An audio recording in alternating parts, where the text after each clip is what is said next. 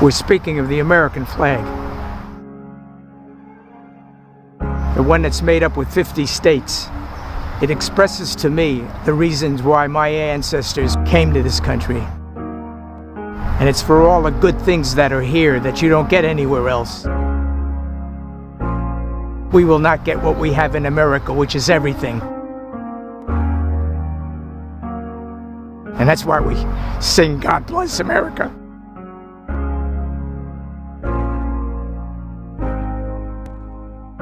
As a Marine, it obviously represents all those who served before I did, guys I served with, men and women who continue to serve today. I think this project helps preserve why the flag is so important. I mean, when I was a kid growing up, you never started your school day without saying the Pledge of Allegiance. Without projects like this, how do we preserve our prestige, and how do we preserve history? How do we pay gratitude and homage to those who have laid down their lives for that flag? It's the one thing that holds us all together. Hi, I'm Jack Scalia. I'm standing in the most honored place in all of Los Angeles, the Los Angeles Veteran Memorial Cemetery. Some of these veterans here lost their lives during combat. You know, they put on a uniform, they lace up their boots, they shoulder a weapon.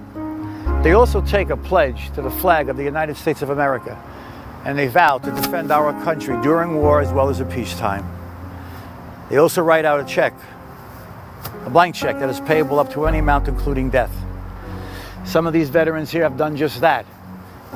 They paid the price, they made the ultimate sacrifice so that we and others around the world could have freedom, could have liberty.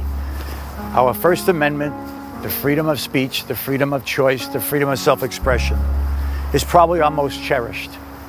And we have that because of these veterans here, because of the ones who are standing post right now, the ones who are serving abroad, and the ones who are involved in the theater of war in Afghanistan. That's why we have our freedom. I think the flag project is hugely important because I'm not so sure the young generation has been instilled with that sense of patriotism and pride like the former generations have. So I hope that we can help pass on that great spirit that came before me, that hopefully we can help pass on to the next generation. Francis Scott Key was watching the British bombard Fort McHenry in the War of 1812, and he wrote this little poem which went on to become our national anthem.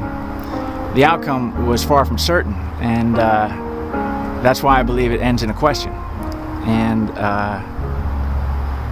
when I understood that, I think that's when I knew that it's every American's duty to do what they can to ensure that that question continues to be answered in the affirmative. Have you ever asked yourself, why do these veterans revere their flag so much and their loved ones? Have you asked yourself, why would they do anything to defend her? Have you ever asked yourself, what does the flag of the United States of America really stand for?